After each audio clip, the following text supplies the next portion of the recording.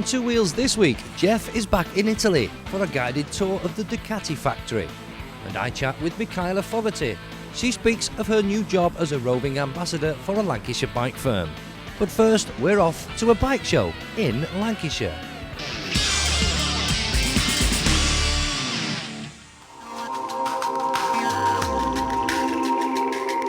For one weekend in September, the small, normally sleepy Lancashire town of Rawtenstall is invaded by bikers attending the annual Rossendale Valley Motorbike Show. And for the first time in its 8-year history, the show took place over 2 days. The weekend attracted over 40,000 people from all over the UK and as far away as Canada, Italy and Holland. Bikes of every shape and size packed the narrow streets. A real wall-to-wall biking weekend.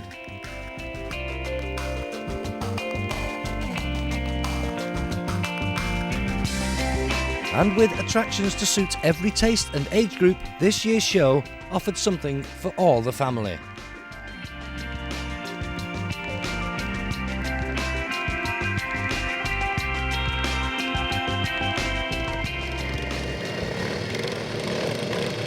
One of the noisiest attractions on Saturday was the lawnmower racing. Competitors sped around the course on some well-prepared and finely tuned machines, powered of course by lawnmower engines. Grass-cutting blades are of course removed in the interest of safety, which is just as well because by the end of the session there was hardly a blade in sight.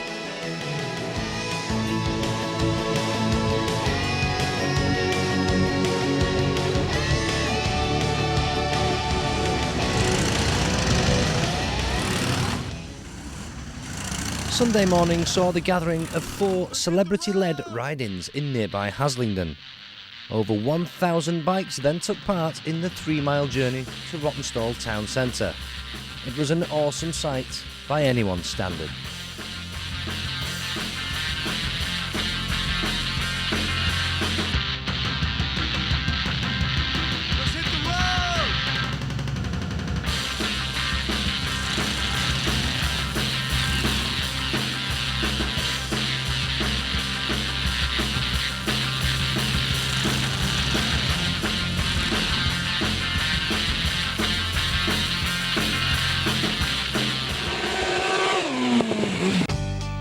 Despite the typical, very wet English weather, the show, as always, must go on. And the streets were full of happy people, although finding a parking space large enough for a motorcycle was becoming increasingly more difficult by the hour.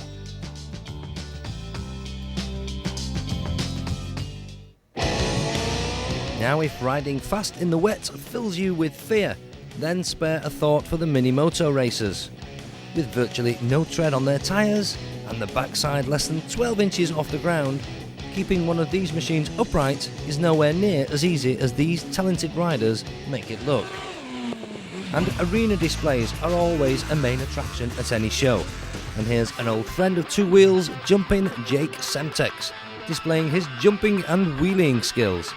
He is of course the current British record holder for the longest non-stop wheelie, an amazing 64 miles.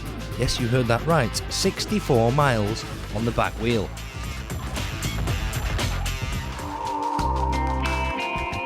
Meanwhile, back amongst the wet and muddy accessory tents, bikers were snapping up the bargains. Everything from a gasket to leather underwear. Local dealers displayed a range of machines, and although test rides weren't too popular in the wet, business was as brisk as ever.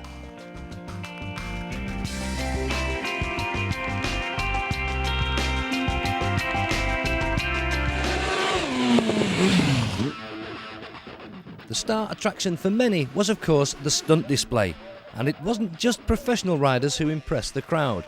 Amateur riders had auditioned early in the year, and the very best were chosen to perform on the day.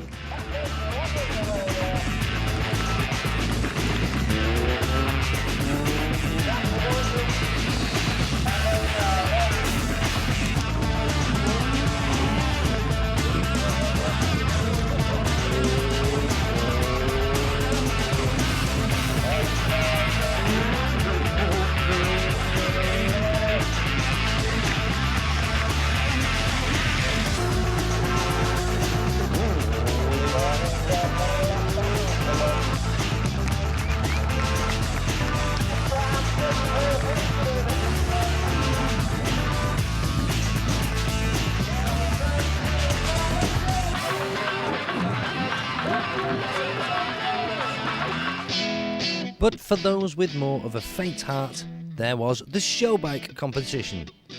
Entries ranged from old Vespers to classic Lambrettas, complete with chrome and mirrors.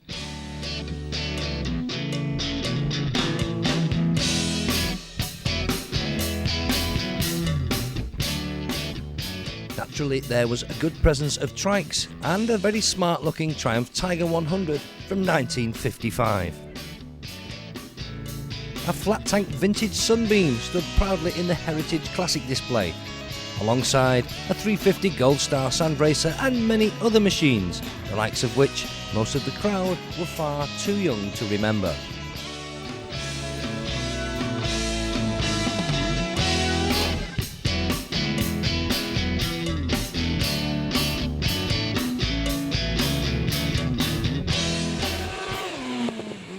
Well, if the amateur stunt riders were impressive, then hold on to your hats, because here come the professionals, and this is the trick wizard himself, Jason Finn, the man who can do incredible things with his Montesa Trials bike.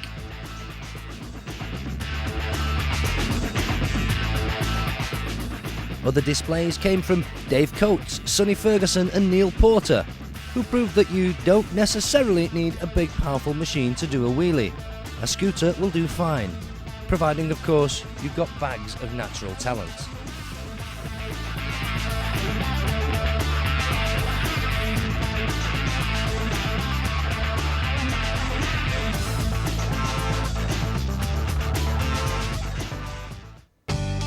The Rossendale Valley Motorbike Show is the biggest town centre bike show in Europe, and all of the proceeds go to charity.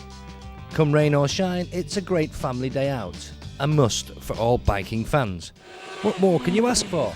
Oh yes, this year's top of the bill will leave you in the very capable hands of the world famous Purple Helmets.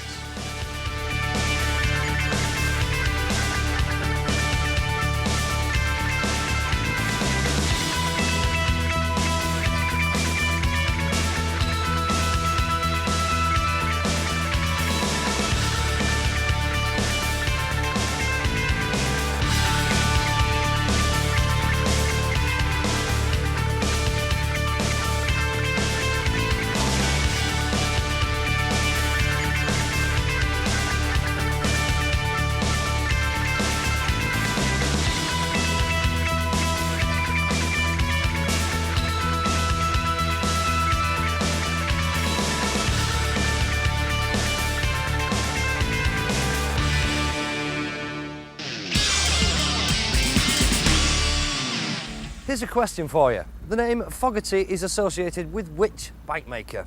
Ducati. Correct. But there is another member of the Fogarty household who's now very involved with biking, and they work here. And of course I'm talking about Michaela Fogarty, Carl's wife. You're not working in factory, are you now, Michaela? Well, yeah, I've just got changed out of my overalls and just give my hands a quick wash with Swartega. Right, so you're not building bikes, but you are working with CCM. So what are you doing? What's your job? Yeah, well, we've just been talking about this morning, and apparently I'm going to be spearheading the marketing campaign, which basically means that you're probably going to be seeing ugly mug everywhere, and probably a lot of people are going to think, oh, it's Carl's wife, you know, and they'll probably take a little bit more interest. Yeah. But also, the other reason that I want to try and make this work is because we did actually invest some money. And so I want to see this thing grow, you know, and get a return on it. So it's not just a job you've applied for, you've got a vested interest there. You've got to make it work for your own good, haven't you? Yeah, definitely. Yeah, definitely. And of course, like you say, you're well known anyway in the biking world. So well, yeah, I mean, for some reason, during the course of Carl's career, the cameras always seem to have switched to me. Now, whether that's because I've kind of played a working role in his job, you know, you're better looking than Carl. Well, only just. But I always used to time him, you see, on the pits. Right. And the cameras always used to cut to me, or just jumping up and down with the mechanics. So for some reason, like, the face has got quite well known. Yeah. So, you know, a lot of people are going to see that and think, oh, God, yeah, you know, she's doing something. Let's have a look what it is. Right, yeah. Well, talking about your interest in bikes, obviously there's a big interest with Carl's career, but were you into bikes before you met Carl? No. Did he get you into bikes? I had no choice. No, you've not got a lot of choice. You know, I mean, I've known the family for years. Right. I actually went to school with Carl's sister. Oh, right. So I've known him since I was about 12 years old. And And then his dad used to race. Of course, yeah. So that was the connection there with Carl in the beginning. That's how I got to know him again. Then we separated, and I came back up. I lived down south and came back up in about '87, and I've been with him for 13 years. So I mean, I have no choice in the matter. And you knew what you were letting yourself in for, didn't you? Well, I didn't at the time really, because I mean, we didn't know how good he was going to get. Right. We thought, you know, you take a chance. Yeah. And at the time, we were living in a little flat in Blackburn, and he was just doing weekend races nationally. Right. And then it grew as we grew, you Yeah. know. So 13 years down the line, it's now become what it is. Yeah. And of course, he's hung up his leathers. You've just got involved with this, so this job's going to take you across the world, isn't it? And certainly into Europe. Well, it's going to be role reversal now, isn't it? Isn't it? He's going to have to stay at home with the kids, cooking and washing, and I'll be going, all right, I'll see you tomorrow, love. What does he think about that? Well, he's all for it, you know. I mean, he actually retired. He announced his retirement on the Thursday, and I started work on the Monday. Blimey. You know, so, Yeah. you know, it was a quick switch. Right. But, I mean, it's something that I want to do, because now that I'm not going to be there supporting him, racing, you know, I didn't want to become brain dead at home. And with the investment that I made, I thought, well, why not? They're a local firm to you. Yeah, they are. I mean, they're based here in Blackburn, and we've actually known Austin Yeah. quite some time. I mean, our kids go to the same school, so, Right. you know, we are quite friendly with So the... you knew a lot about them. And of course, Yeah. they're a growing up firm as well, because I think I was here this time last year and there was 25 people working here. Yeah, they've got 30 30 odd now. I mean, they're at the moment making 15 bikes a week, which are all sold out. Yeah. And hoping for next year to be putting out 1,500. Blimey. So, you know, it's growing It's on fast. the up and up, isn't it? And Yeah. they've just had a big investment brought in as well, which Good. will help matters greatly. Excellent. So what do you see your job? I mean, what will you do? Will you be going round to bike shows, Yeah, going I'll round just to be showing customers my face, yeah. saying, look at these, they're great, come and buy one? And Yeah, that's what basically, yeah. You know, That's right. you'll probably be seeing my face in magazines. I'll be at bike shows. I may have to go into Europe occasionally. But we used to see pictures in magazines of Carl on the bike and you on the back. Are we going to get the opposite way around now? it's just going to be me on a CTM. You're not going to see Carl at all. Ah, right. Do you ride a bike, Michaela? Can I see? Well, I do ride a bike, Yeah. but I haven't got my licence, unfortunately. Right. That's another thing that CCM are going to try and sort out for me to get a licence. Do your test? Yeah, I do. I ride it on the field. I can do. There's a lot of people do that, isn't there? There's a lot of racers who don't even have licences, I Yeah, know. what you're getting at. Carl actually only took his licence about 4 years ago. Well, there you go, you see. Yeah. Well, that happens a lot, yeah. Nothing to say. You shouldn't get your licence. Because you'll have to demonstrate these, won't you? It can be. That's it. Yeah, they're going to be saying to me, right, okay, you've talked a lot about it, now get on Let's it see and ride what it. it's like. Right, okay. So we're going to Europe, America, Australia. They're quite big in Australia, They're aren't they? thinking about going into Australia with it as well, yeah. They're I gonna mean, get big. Australia is such a vast country. Yeah. Something like this is just absolutely superb. I mean, it's an easy ride around, and they're lightweight. You know, they're great to do Yeah. cross-country things. And I mean, you know, they already have Austin. He's up in the lakes at the moment. You know, Right. with the CCMs, they have ride-outs up in the lakes, They do, which yeah. you know, they're all sold out. They're Yeah. superb weekends. I mean, guys love it. I know, I've done it, great. And I come home aching like mad as well Brilliant, after it. yeah. Yeah. Because you've been everywhere in the world with Carl Yeah. together, so your contacts are there already almost, aren't they? Well, yeah, I mean, you know, it's kind of we've always been a team Yeah. together, you know, so half of that team's just branching out on its own now. You know, Excellent. there's no reason why that can't be successful. So, yeah, I mean, hopefully it'll be Yeah. international. Great, and he'll be at home doing the dishes. Yep. Well, I wish you all the very best. I'm sure you'll be a success. Thanks very much. Cheers, Michaela. Good luck. Okay, thanks. And after the break, Jeff takes us on a trip around the Ducati factory.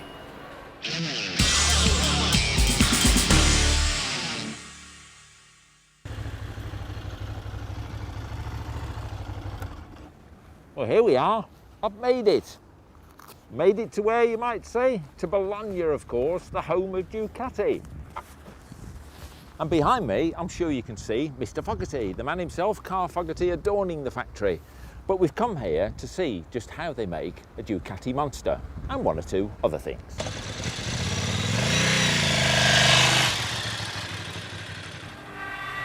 Now, the heart of any bike is the engine, is it not? See this cylinder head? This is off a 750 SS, air-cooled. But this is the cylinder head as it comes in from the foundry. As you can see, nice job, but it's completely bare. It hasn't yet been machined.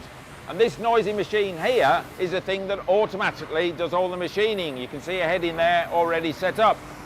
And after much whirling and milling and God knows what else, you end up with this, a work of art. It belongs in a technical museum. Cylinder head All milled out there, the valve pockets made. What else have they done? Cut the valve collars in there, so it's all prepared for the overhead cam to go through there. So a beautiful piece of work, all done in one single operation. Now never let it be said that I'm not on the case, because these are cases, crankcases.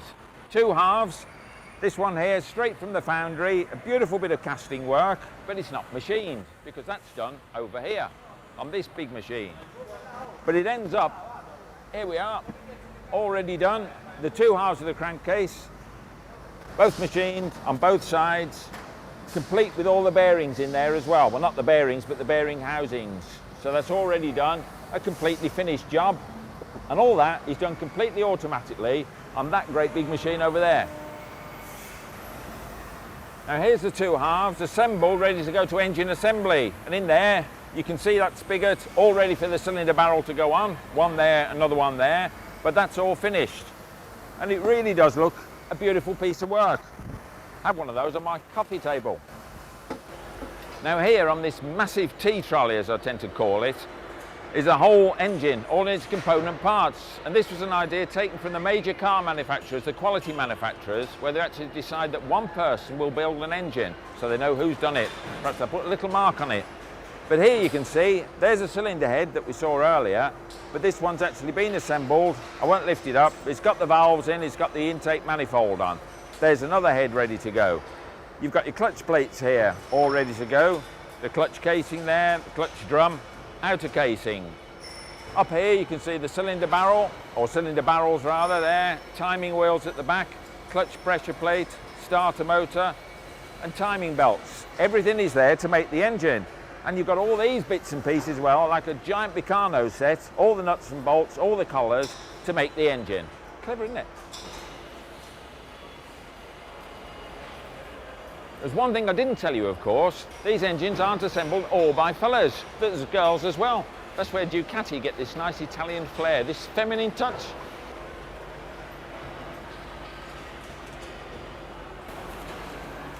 Now over here, the engine's actually been finished, completely assembled, but there's no point in it going in a frame if it's not going to run. So it comes over here to a Rodegio Freddo, which is cold running. Goes into a machine over there, all oils are connected up to it, run up to speed, and they can monitor the revs and the oil pressure and all the rest of it, and just make sure it's running okay. That's for about 5 minutes. No fuel in it, but at least they know it's running.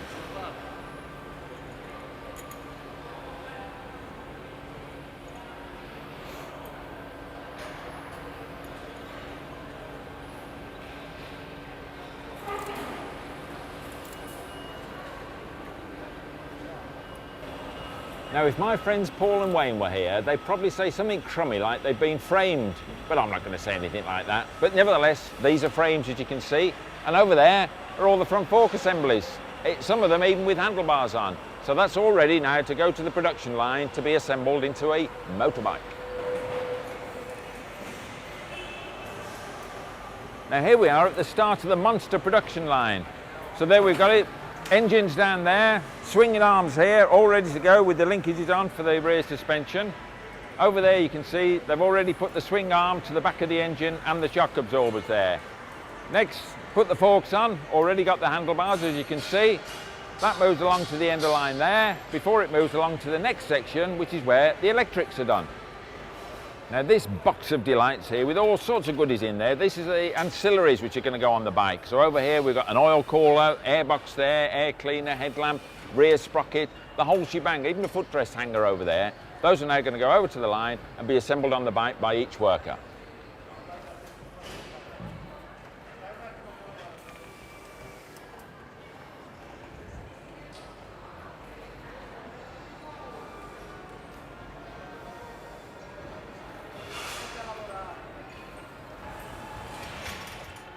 Now one could say this is an exhausting job, but I won't say that, but nevertheless this is an exhaust pipe. This is where the pipes are put on to the engine. As you can see, this one's got its rear wheel on, and also what it's got on is all the airbox, all the electrics, and this is now becoming a recognisable monster.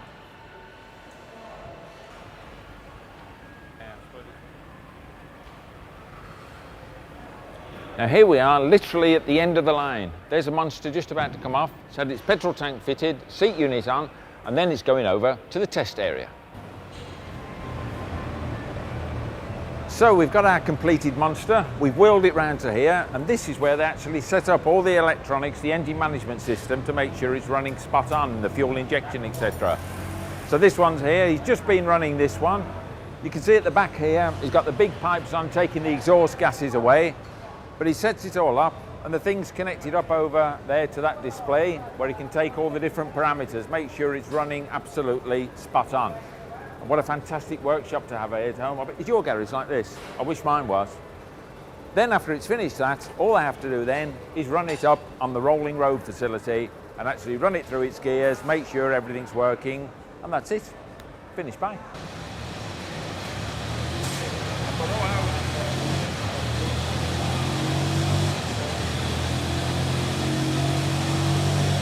Well, here I am in an absolute sea of Ducatis, which is quite opportune because a lot of these are going overseas, Japan, California, a lot to mainland Europe, some to the UK, but there's a whole mass of them, and you've got monsters here, 916s, 748s, all packaged up, ready to go. Look at this neat little cover here to protect this beautiful paintwork for some lucky owner.